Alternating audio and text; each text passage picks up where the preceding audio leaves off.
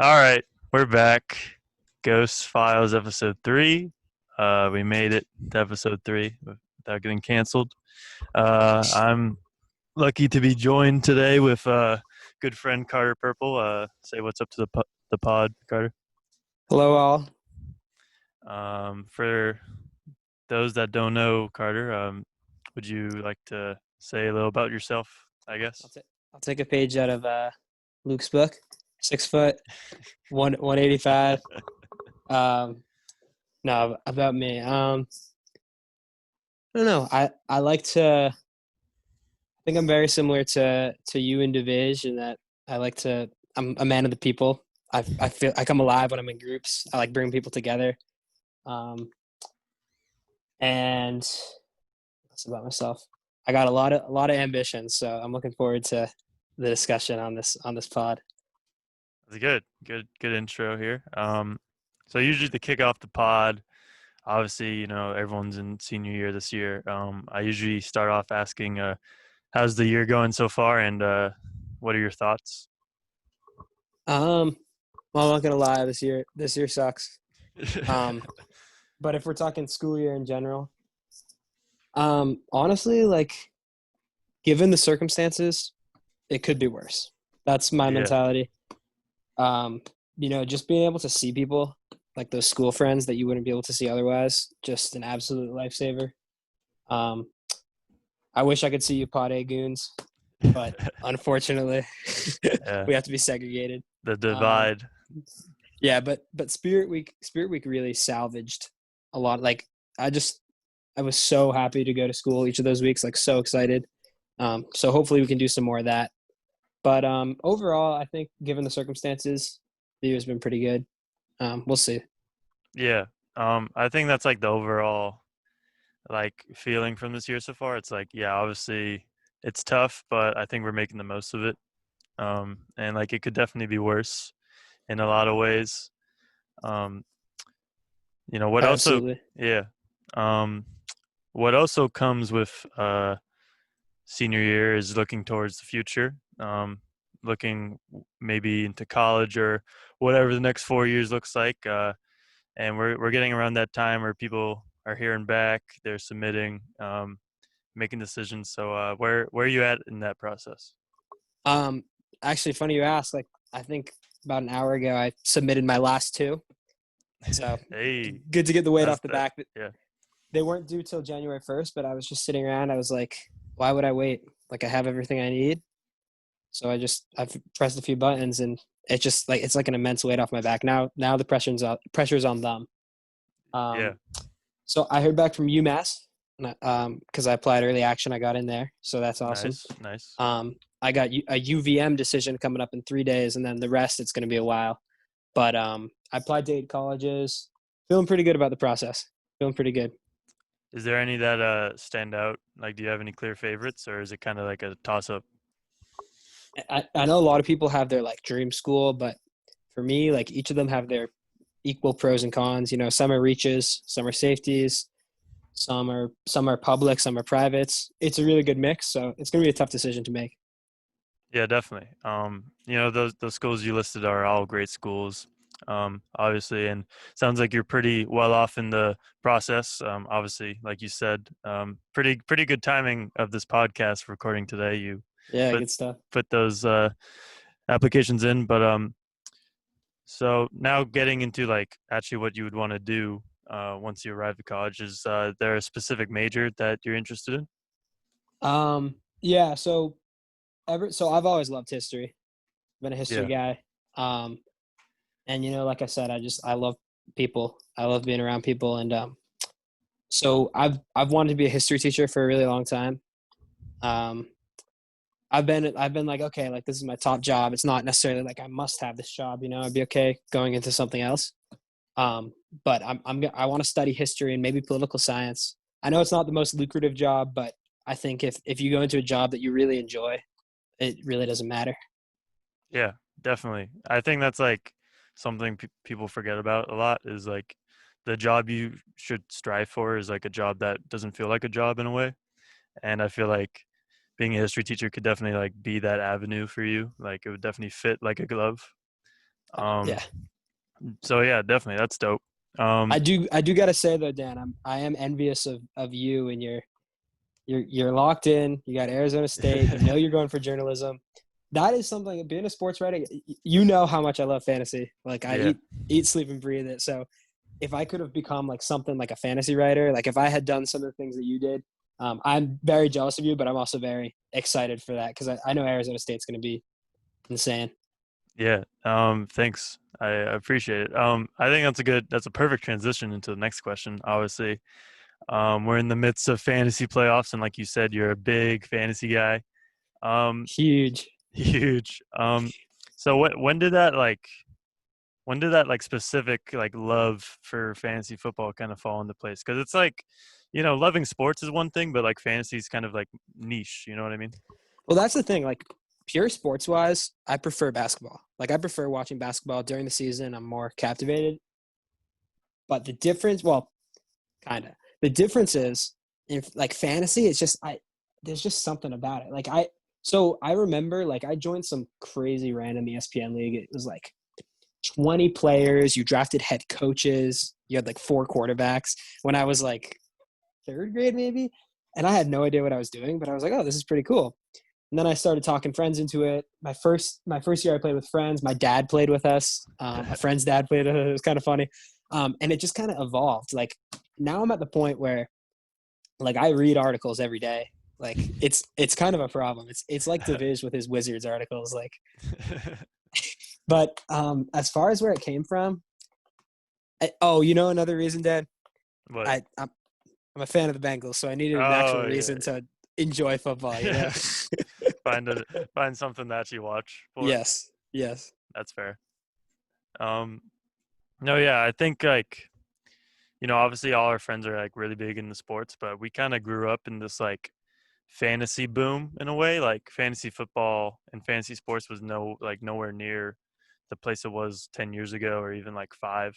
I feel like with all the whether it's gambling money or just like playing normally, it's definitely like exploded, and I feel like we have a lot of people invested, and it's like kind of awesome to really get competitive into it.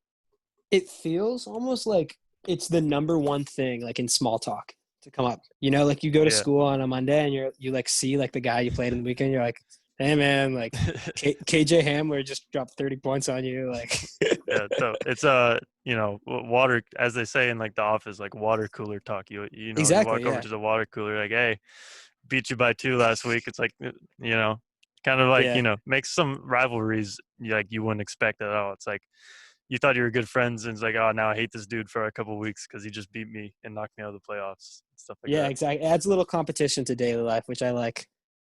Yeah, definitely. Um, like you mentioned in what you said before, you're a Bengals fan. Unfortunately, Unfortunately, which unfortunately, obviously kind of like when Division was on, we asked him about the Wizards. Growing up in Mass, you don't really see Cincinnati Bengals fans just pop up out of nowhere. So, do you want to kind of like explain the background behind that? I'm not even so like when I was younger, I would come up with all these crazy things to make it seem like I wasn't a fan because of the uniforms. But I do think the main reason, like when I first started watching them, it was because of the uniforms. I was in like second or third grade. I was like, those are so cool, like the orange and the black, and the helmets. But what really, like, I don't think that alone would have done it. What really cemented it was there was a play where I want to say 2012 or 2013, where Jerome Simpson, you probably know it. He flipped over a Oh, yeah, he guy flipped. That and was like landed in the end zone. the most And it popular, was most popular sports vine like ever. yeah. Like it's It's just insane. so I was like, what? And so like I just kind of started like looking at the team. Like I was still a Pats fan because I was raised as a Pats fan, but then I got to know like AJ Green, Giovanni Bernard, who are still on the team now. Mohamed Sanu, Marvin Jones, Jeremy Hill, Tyler Eifert, Dalton. Gotta love the man. And I just like, but AJ is my favorite player. He's the reason. And it just kind of grew like that. And then as time went on, like they were good the first couple of years. Like they made the playoffs, but they kept choking. So of course, like Pats fans, all my friends had stuff to say about it. So I had to defend them. The more I defended them, the more I liked them. And it just kind of evolved to this point where I'm just like a Bengals super fan. Yeah. No, it's definitely like I think I touched on this before, but like when you're young like that, it's very easy to be like impressionable, like sports wise, like ooh, like their jerseys are sick, or like if you play like Madden or something, like oh this team's dope. Like Mike that's Vick is cracked. Like, yeah, it's insane. Like I remember like the reason like I think the Seahawks are like my second favorite team just because like when I was 10, I was like ooh like neon green, like neon that's green, pretty yeah. yeah. And like stuff like that, and like I know a kid who's like, "Oh, I'm a Phoenix Suns fan because I was playing NBA Live '09, and they make you pick a favorite team, and you just randomly land on the Suns." And now, 11 years later, he's a big Suns fan. It's like literally a video game picked like your fandom for the like rest of your life, probably. I think like every kid has that. They're like, yo, like this super cool jersey color. And it always coincides with their neon phase, right? Like it always Yeah. coincides with your phase where you have no fashion sense. Like I guess mine just never left. Like but most kids stay with it. Or most kids, I'm sorry, don't stay with it. I feel like they just it's like a phase for a couple years. Like, yo, the Broncos, like that's so cool. But for me, I guess it just stuck with it because I actually built an investment in the players. And I do got to say, like, while the Bengals are trash, like they're so bad now. Like I wish I was a Pats fan, even though they're not having a great season either. Like Yeah. it is nice to have like a unique thing to yourself that you can root for. You know, Yeah. like I it's mean, nice. it's definitely like you're definitely like standing out amongst the crowd. Like you're like you have a different fan experience than what you're It, used to like in this area. exactly, and like it's like an important part of like my identity. I feel like so once they start winning, if they start winning, it'll be that much sweeter. But Yeah. yeah, no, curse of a Bengals fan. Curse of Curse a of a Bengals Bengals fan. fan. I mean, it'll pay off eventually, hopefully. Fingers Um, crossed. I think sports are just like it would be like a shame to just limit yourself to like, oh, I'm a Pats fan. Like I don't like I only watch Pats games. Like sports are so cool and like there's so many awesome players and like the NFL for example. Like if I just watch the Pats games, it's like well, like DK Metcalf is sick to watch. Like you said, like Joe Burrow. I love watching Joe Oh, Burrow and that's why I have like so many jerseys. It's like oh why do you have uh like just some random team? It's like are you a fan of them? It's like no, like this player's sick and like I just don't want to limit myself to who I actually root for. You know what I mean? agreed. And I honestly though, like I feel like it's easier to do that in basketball Yeah, because it's more of an like a individual player sport. It feels like it's still obviously a team sport, but I feel like it's easier to be a fan of a certain player it's easier in the for NBA. individuals to pop off in the Yes. NBA rather than NFL. Like you're a Jaron Jackson jersey, Oh for man, example. yeah. Woo. Exactly. Like, all right. Love them. Um, so now we can pivot into another topic here. You are a pretty big Boy Scout. Die in with Boy Scouts blood in your veins, I'd say. um, Absolutely. we touched on it when Divish was on because obviously he is a Boy Scout too. But would you like to like tell your story from growing up a Boy Scout as we're getting towards like kind of growing out of that phase or like the end of your time as a Boy Scout in a way? Absolutely. Um, it's like without question been the biggest like factor in my life. Like I would not be the person I am today without it. Not to sound cheesy or anything, but I definitely mean that. I started I started in Cub Scouts, and that was like, like basically the whole it's called a pack is the group, and it's all run by parents. You do stuff like you sell popcorn, you build Pinewood Derby cars and race them, and it was fun. It wasn't really my thing. Um, and then you cross over into Boy Scouts in fifth grade, and just an amazing experience. But I did not always feel that way. Like when I first joined, I was getting to know like a new group of friends, like, and it was kind of like I'm not gonna lie, like Boy Scouts has like kind of a what's the word? Like there's kind of a connotation to it, Like like stereotypes? there's a stereotype with it, like oh, like weird kids like going out in the woods. And I'm not gonna deny, like sure, like, Yeah. but it's like looked on negatively by people, and so like that was something that by some people. I think it's better now, especially as we grow up. Like people have more of an appreciation for it. But like back in like middle school, I was like, oh my god, like I'm too cool for this. Like why am I doing this? Um, and I almost dropped out, but event like I decided to stick with it, and I'm so happy I did because um, I've met like some of my closest friends, like obviously like you mentioned like division, but then there's also like a whole group of kids in the grade above me, and like the bonds that you build just from like going and spending a week, like just like you and Luke had with the mission trip. It's kind of like Yeah. that. Summer camp weeks are the best. And then probably the biggest thing for me like um, was my sophomore year. I gave up, so I played football freshman year, but I gave that up sophomore year to be the like the it's called the senior patrol leader of the troop.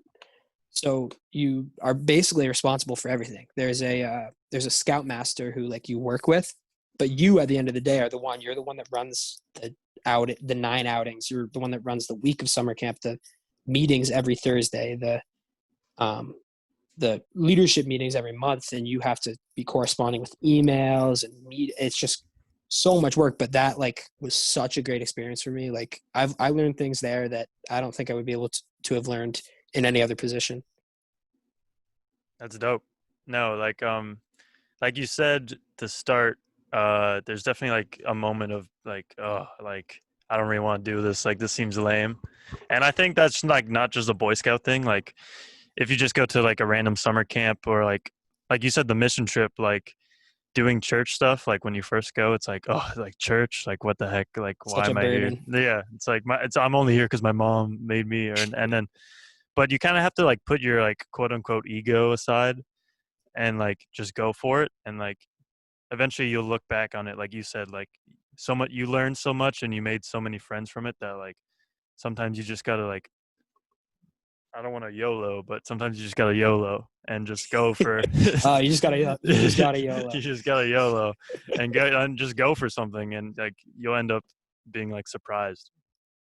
Um, One thing I didn't even talk about is like just like I'm like a huge outdoors guy. Like just love it. Like backpacking up in the White Mountains, like favorite place.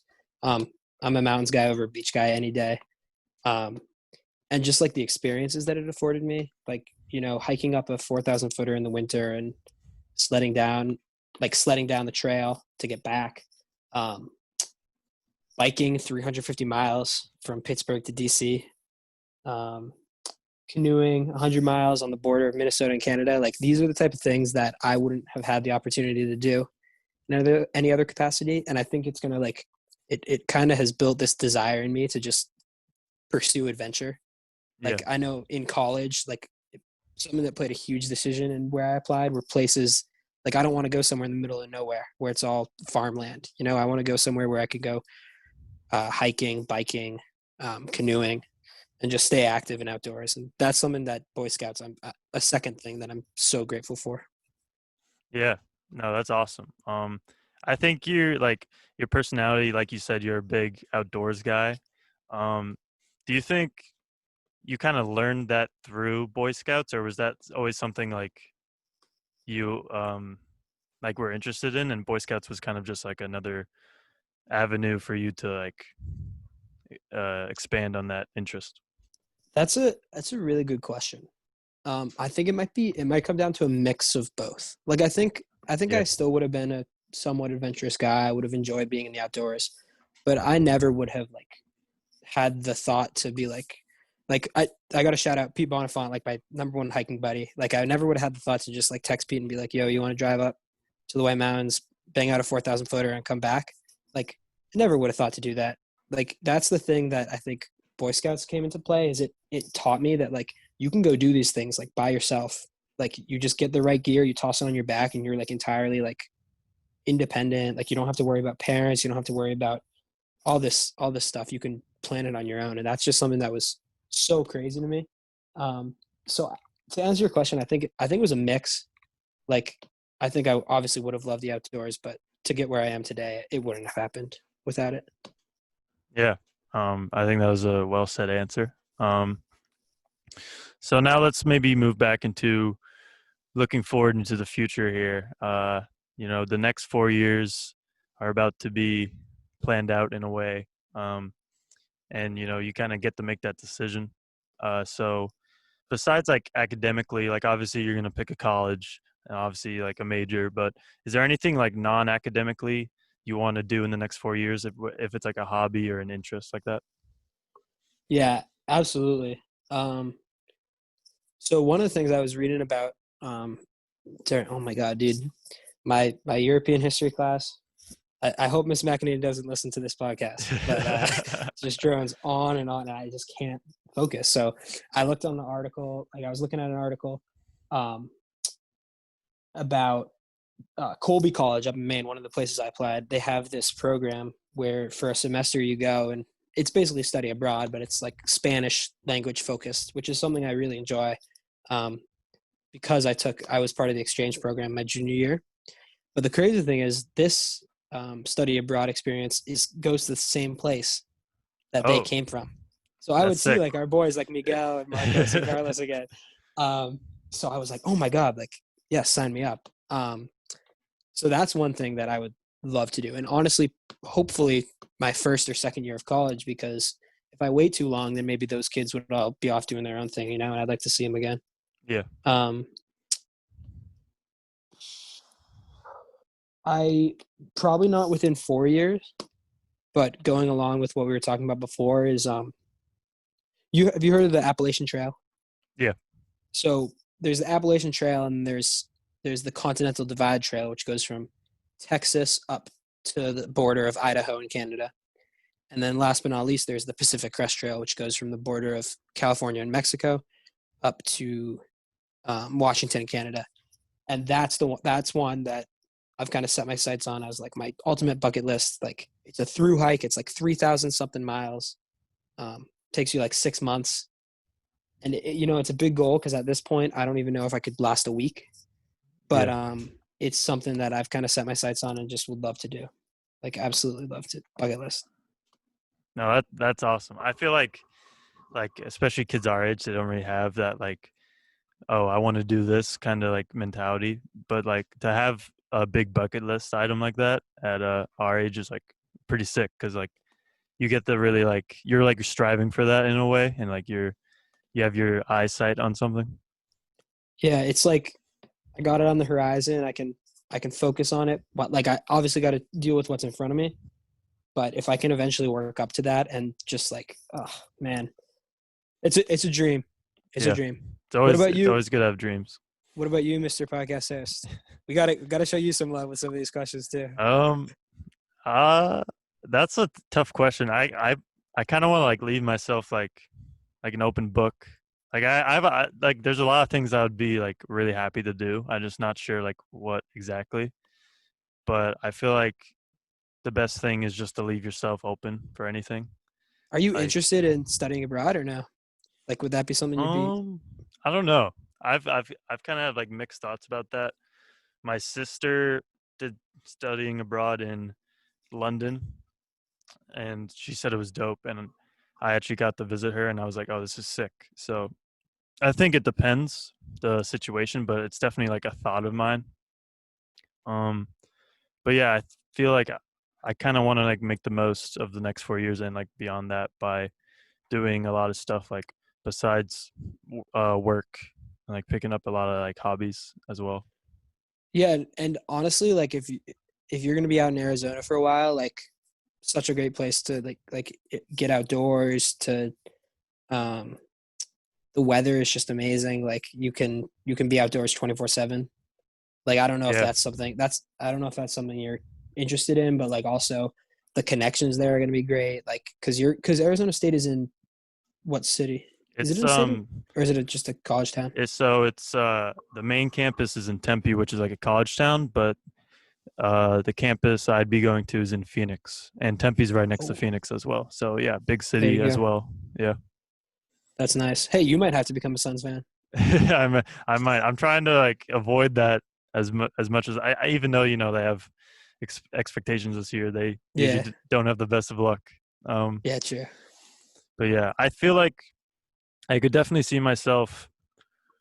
Um, I mean, this isn't like hiking a 6-month trail or anything, but I kind of want to like dive into YouTube in a little bit and get into like film in a way, like videoing. Uh, Like a vlogging type deal, like or like making videos, just like I don't, like what type of content were you thinking?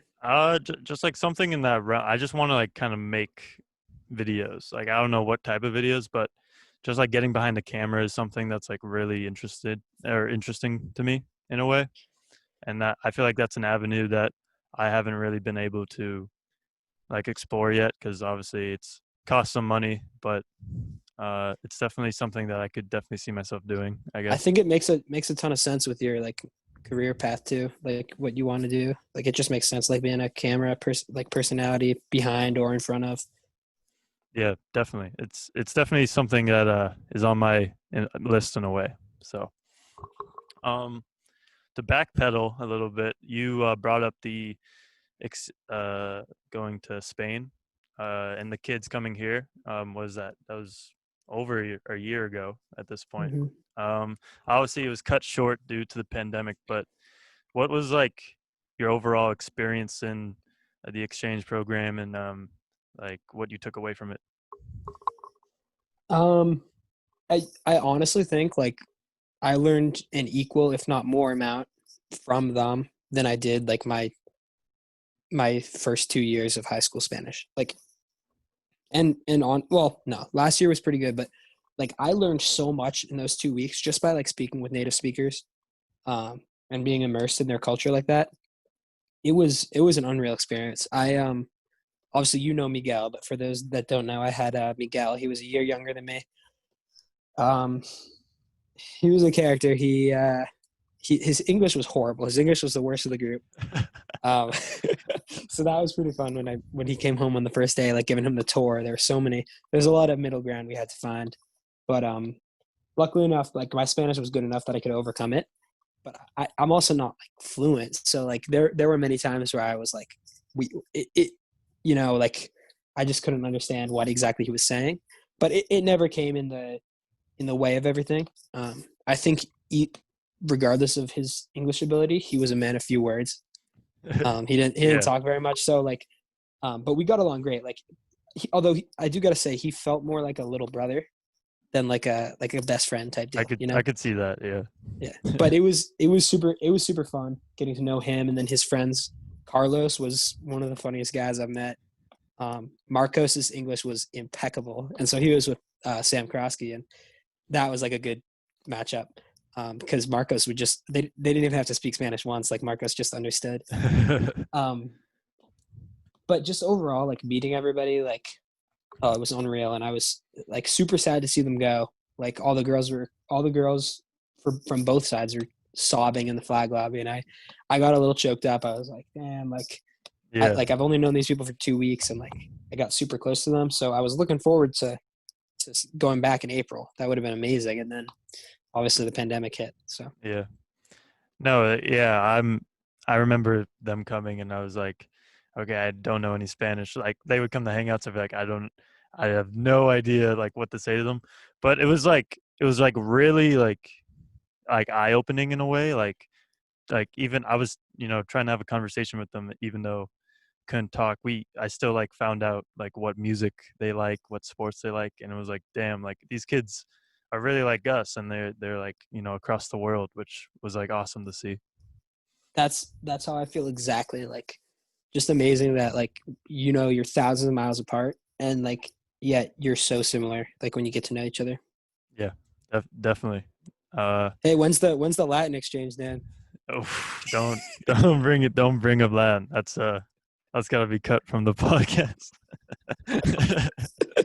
um, anyways, um, so yeah, speaking on our high school experience, we're counting down the days here towards graduation in a way. Obviously, our 4 years are coming to an end. Is there something that now towards the end of senior year uh, that you kind of take away from WA as like, wow, I wouldn't have expected this to happen when I first came in as a freshman? Um, I would say like just the way our grade has come together. Um, we have. I'm gonna plug the Flapjack League here, but like we got a big diverse group of kids that like we can literally just text and be like, "Yo, you want to go play football?" Like, and everyone will show up. Or like, you could even like, there's so many kids that you could just, I feel like, just go up and talk to in school, and it wouldn't be weird. Like, um, I just love the way like, even though there are still kind of like WA is still kind of clicky. Um, I feel like our grade has done a good job to like break down those barriers and like all be like close with each other. Um, I think another good example would be like the spike ball tournament this summer. Yeah. Like just with like that was like the highlight of the year, like for me, because just getting to see all those people together and everybody like got along well. Like there was a sense of community, and I feel like that's something we definitely need because in in in a tough year too, like everybody's going through something. So to know that you have like friends that are like right there, able to help you out, um, that's a really good thing. Yeah. I agree 100%. Um, that's something like when I first got to WA, like it was kind of like, oh, like I'm not going to talk to these people. Like I only know these kids. Like I'm just going to like stay in my own lane in a way. Um, but like as we grew, like you kind of get to meet more kids. Obviously, you meet kids from Blanchard. For those that don't know, that's the other middle school in town. And then you have the football games, the basketball games, obviously pre-COVID, and there's just like a sense of community that like you can't really like create anywhere else at these events. Like you said, the spike ball tournament that you had, and it's just like a good feeling. You don't have to worry about clicks. Like obviously there's still friend groups, but there's never like, oh, I'm not. It's at this point it's not like, oh, I don't know this person, I'm just gonna like walk away, stuff like that. Exactly. Yeah, and like almost like kind of piggybacking off that, like the energy that like for example during Spirit Week, like you see the other classmen, they're all wearing the same clothes. They have all got the Under Armour hoodie on. They're all like, what? Like, why are people dressed up? Like, with a sense of community comes a sense of comfort. I feel like, and so once you have that sense of community built, like then you can try to bring energy to things, and especially in our like as seniors, that's our job. Like we have to Yeah. try to energize the community, and so I feel like by being like all close together and stuff, then we can focus on like making the most of this year, like bringing the energy, um, bringing the fun, and making sure everybody has a good as good a time as they can.